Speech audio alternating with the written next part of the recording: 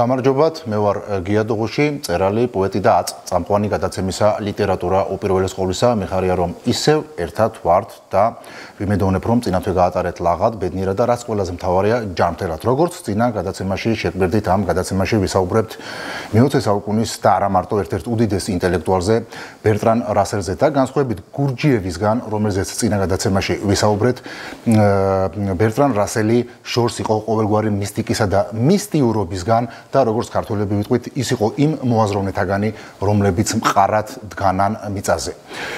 ბერტრან რასელი იყო ადამიანი, რომელმაც თავისი თხზულებებით ფაქტობრივად პოეზიის გაქრობაც კი იწინასწარმეტყველა, რადგან ის მიიჩნევდა, რომ პოეზია სხვა არაფერია თუ არა ამ მატერიალურ სამყაროში განუხორციელებელი მიწიერი მისწრაფებების ამოხეთქვა სხვა ფორმით და მან თქვა, რომ მოდის ეპოქა, სადაც თითოეულ ადამიანს შეიძლება თავისი მიწიერი მისწრაფებებისა და ხორციელებების რეალიზება და შესაბამისად პოეზიისთვის ადგილი აღარ დარჩებაო. თუმცა მე ვფიქრობ, რომ მიუხედავად იმისა, რომ რასელს ბევრ რამეში ვეთანხმები, აქ რასელი ცდებოდა, მე უფრო კანტიანელი ვარ ამ მიმართულებით და კანტი მიიჩნევდა, რომ მისტიკისა და მიღმურობისკენ სწრაფო ადამიანის ბუნებრივი მდგომარეობა და სანამ ადამიანის გენი არსებებს, მანამ იარსებებს ეს მისწრაფებაც. და ერთ მაგალითს მოგიყვანთ, რომ ყველაფერი უფრო ნათელი გახდეს, ასე მაგალითად ბრიტანული საფეხბურთო კლუბის არსენალის ყოფილ მწვრთნელს არსენ ვენგერს, როდესაც კითხეს, თუ რითი გამოარჩევდა დიდ ფრანგ ფეხბურთელს ზინედინ ზიდანს მოედანზე, მან თქვა, რომ ზიდანი ისე ეხებოდა ბურთს, როგორც ანგელოზები ბავშვებს სიზმარშიო და ეს მარტივი ფრაზა ამ სპორტსმენმა კაცმა თქვა მეტადრე პოეტიკურად, რაც იმას ნიშნავს, რომ პოეტი ყოველ ადამიანში ცოცხლობს და მე ერთ გადაცემაში ვთქვი და ახლაც გავიმეორებ, რომ საქართველოს ისტორიაში ერთ-ერთი ყველაზე დიდი პოეტი იყო ვეფხისტყაოსნის მთავარი გმირი, ერთ-ერთი მთავარი გმირი ტარიელი, რომელიც ტიროდა და თითეული მისი წრემლი, თითეული სტროფია დიდი პოეზიისა. ხო, ბერტრან რასელი დაიბადა მე-19 საუკუნის 70-იანი წლების დიდ ბრიტანეთში არისტოკრატების ოჯახში. მისი ოჯახის წევრები გამოირჩეოდნენ საკმაოდ ლიბერალური ღირებულებებით, რამაც თავისებური გავლენა მოახდინა რასელზე როგორც მომავალ მოაზროვნეზე და ისიც ლიბერალური შეხედულებების ადამიანად ჩამოყალიბდა, მოაზროვნეთ უფრო სწორად. ბერტრან რასელი გახდათ მრავალმხრივი ნიჭით დაჯილდოებული ადამიანი და ამ მხრივ მე ის მაგონებს გამოჩენილ გერმანელ მოაზროვნეს გოტფრიდ ლაიბნიცს, რომელიც ასევე მრავალმხრივი ნიჭით გამოირჩეოდა. რასელი ერთდროულად გახდათ მწერალი, მათემატიკოსი, ფილოსოფოსი, ასევე კემბრიჯის უნივერსიტეტის პედაგოგი, მრავალი ავტორიტეტული უნივერსიტეტის საპატიო დოქტორი, ბრიტანული ნეოპოზიტივიზმის, ნეორეალიზმისა და ლოგიციზმის ერთ-ერთი დამფუძნებელი და ამასთანავე ნობელის პრემიის ლაურეატი ლიტერატურაში. წიგნისთვის ქორწინება და მორალი, რომელზეც დღეს მე აუცილებლად გავაკეთებ აქცენტს. და ასევე არ დაგვავიწყდეს და ვთქვათ, რომ ბერტრან რასელი იყო შესანიშნავი ლექსმცოდნეც. მიუხედავად იმისა, რომ პოეზიას როგორც ლიტერატურის ჟანრს დიდად არ სყალობდა. ხო, როდესაც ბერტრან რასელის მსოფლმხედველობას გავეცანი, დავადგინე, რომ ის განცდიდა წარსულის დიდი მოაზროვნის, რამდენიმე დიდი მოაზროვნის გავლენას და მათ შორის არ შეიძლება არ აღნიშნოთ რასელზე ანტიკური ეპოქის გიგანტის არისტოტელეს გავლენები, რომელიც იყო პირველი ფილოსოფოსი, რომელმაც სცადა და კაცობრიობა პლატონისტური მისტიციზმიდან გამოიყვანა და შეაყენა აზროვნების ლოგიკურ რელსებზე. უბრალოდ სცადა, რამდენად მოახერხა ეს სულ სხვა საკითხია და ამას შეიძლება ცალკე გადაცემა მივუძღვათ. რა თქმა უნდა, მან ეს ვერ მოახერხა, რადგანაც პლატონისტურ მისტიციზმს ენაცვლება ქრისტიანული მისტიციზმი 500 წლის შემდეგ პლატონის გარდაცვალებიდან და ეს ქრისტიანული მისტიციზმი დღესაც აკონტროლებს, არა მართავს, არამედ აკონტროლებს კაცობრიობის კოლექტიურ გონს 21 საუკუნემდე. ხო, ასევე მასზე შეიმჩნევა მე-19 საუკუნის გამოჩენილი ფრანგი მოაზროვნის ოგიუსტ კონტის გავლენები, რომელმაც ჩამოაყალიბა პოზიტივიზმი, რადგანაც რასელი გახდათ ნეოპოზიტივიზმის ჩამოყალიბებელი, შეუძლებელია მასზე არ ყოფილიყო კონტის გავლენები. მარტივად გეტყვით, თუ რას ამბობდა კონტი. კონტი ამბობდა, რომ 1789 წლის შემდეგ, ანუ საფრანგეთის დიდი რევოლუციის დასრულების შემდეგ, კაცობრიობა გადავიდა აზროვნების პოზიტიური იგივე მეცნიერულ ეტაპზე და მან დაუტევა ბრმად მორწმუნეობა და რელიგიური ფანატიზმი. უფრო აკადემიურად რო ვთქვათ, ეს ის პერიოდია, როდესაც ანთროპოცენტრული სისტემა ენაცვლება თეოცენტრულ სისტემას და სამყაროს ცენტრში ღმერთის ნაცვლად დგება ადამიანი. როგორც ზეკაცი, როგორც ნიჩეს ზეკაცი, როგორც ამას ნიჩე იტყოდა თავის ესე იტყოდა ზარათუსტრაში.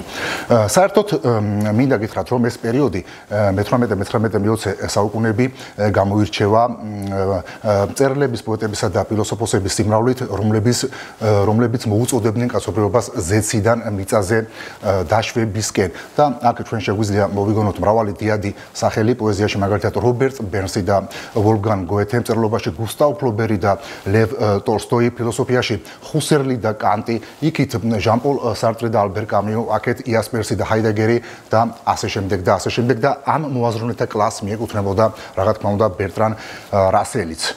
ხო, რამდენიმე საინტერესო ფაქტს გეტყვით რასელზე, მაგალითად მე-20 საუკუნის 10-იან და 20-იან წლებში ის მონაწილეობას იღებდა არჩევნებში, რომელიც იმართებოდა დიდ ბრიტანეთში, მაგრამ დამარცხდა ამ არჩევნებში და ვერ მოაგროვა ხმების საჭირო რაოდენობა საკმაოდ სასაცილო მიზეზით.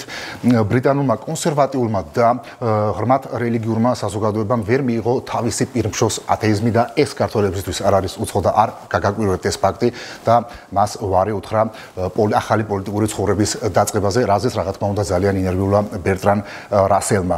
ასევე ბერტრან რასელი ფრანგ ფილოსოფოს ჟან-პოლ სარტრთან ერთად გახლავთ ერთადერთი ფილოსოფოსი ნობელის კომისიის არსებობის ისტორიაში, რომელმაც ნობელის პრემია მიიღო ლიტერატურაში და მიიღო წიგნისთვის, რომელზეც დღეს ჩვენ აუცილებლად გავაკეთებთ აქცენტს, როგორც უკვე გადაცემის დასაწყისში გითხარით და ამ წიგნს ჰქვია ქორწინება და მორალი. ხოლო ჟან-პოლ სარტრი წარდგენილი იქნა ამ უმაღლეს ლიტერატურულ ჯილდოზე 1964 წელს, მაგრამ მან უარი თქვა და ისინი დაასაბოთა, რომ მე მთელი ცხოვრება თავისუფლებაზე ვწერ, მე მთელი ცხოვრება თავისუფლებისთვის ვიბრძვი და შეუძლებელია ამისთვის რაღაც ჯილდო ავიღო სისტემისგან, რომელზეც შემდეგ დამოკიდებული გავხდებიო.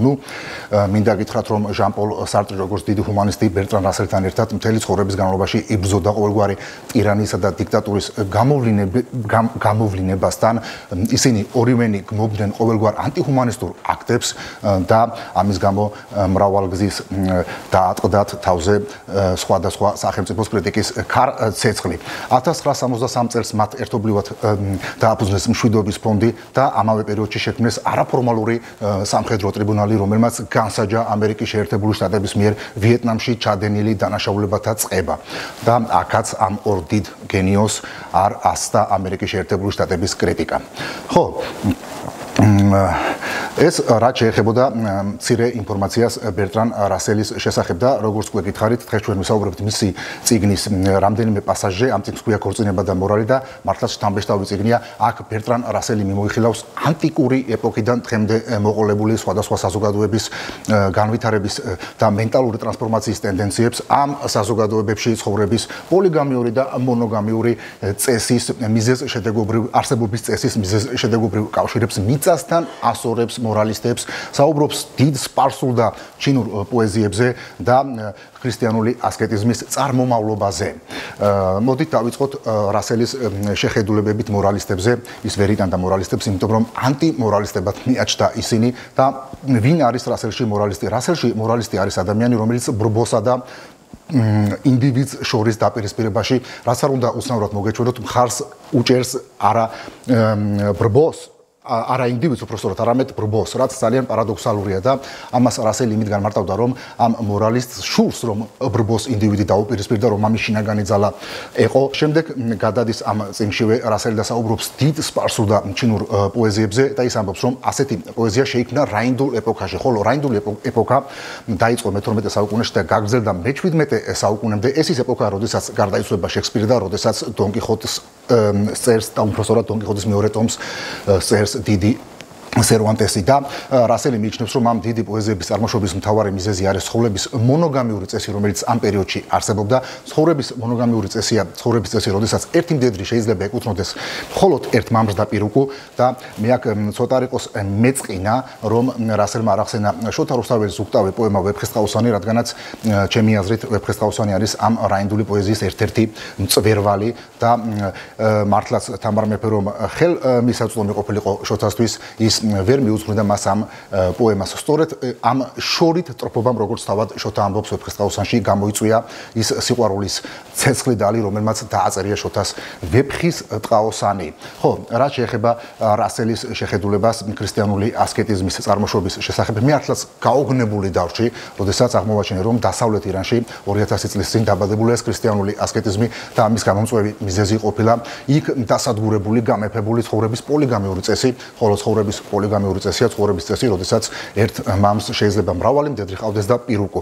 და რასელი ამბობს, რომ დასავლეთ ირანში მამრებს მობეზრდათ მდედრები და დაიწყეს საკუთარ სულში ჩახედვა. შეიცან თავი შენი, როგორც ამას სოკრატე იტყოდა და ასე აღმოაჩინეს ღმერთი და შემდეგ ღმერთმა შვა ქრისტიანობა და ქრისტიანული ასკეტიზმი, რომელიც ჯერ ისრაელის მიწაზე გავრცელდა, ხოლო ისრაელის მიწიდან წამოვიდა და განევრცო რომის იმპერიაში. რასელი ამბობს, რომ ახალი წელთაღრიცხვის მესამე საუკუნის რომში გაბატონებული იყო ათეისტური მოზღვრება ეპიკურიზმი. ეპიკურე თავის მხრივ იყო ძველი ბერძენი მოაზროვნე, რომელიც ძველი წელთაღრიცხვის მეოთხე საუკუნეში მოღვაწეობდა და ის ამბობდა, რომ ადამიანს ბედნიერებისთვის არც საკუთარი თავის და არც ღმერთის ძიება არ სჭირდება, იმისთვის რომ ადამიანი ბედნიერი იყოს, საკმარისია მოიპოვოს საკვები და მიირთვას და მოინელოს.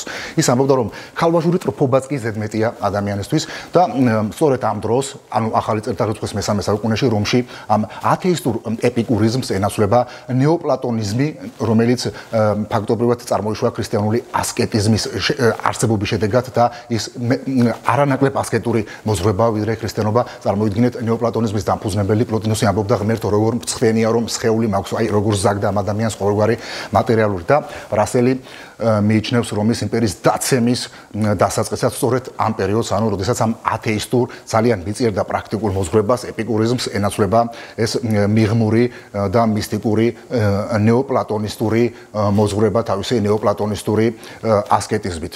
დღეისთვის სულ ეს იყო, რაც მინდოდა მე თქვა თქვენთვის ბერტრან რასელზე. აქვე შეგახსენებთ, რომ მე ვარ გიადუღუში, მწერალი, პოეტი და აწამყვანი გადაცემისა ლიტერატურა უპირველეს ყოვლისა. გეტყვით, რომ ჩვენი გადაცემა გადის ყოველი თვის ბოლო პარასკევის საღამოს 10 საათზე და დაგიბარებთ, რომ მომდენო გადაცემაში ჩვენ ვისაუბრებთ მეტადრე საინტერესო, უაღრესად მნიშვნელოვან და ცოტა იყოს უცნაურ საკითხზე, კერძოდ კი სუბატომური ნაწილაკების სუპერპოზიციის პრინციპზე კვანტურ მექანიკაში. მადლობა ყურადღებისთვის, მომავალ შეხვედრამდე.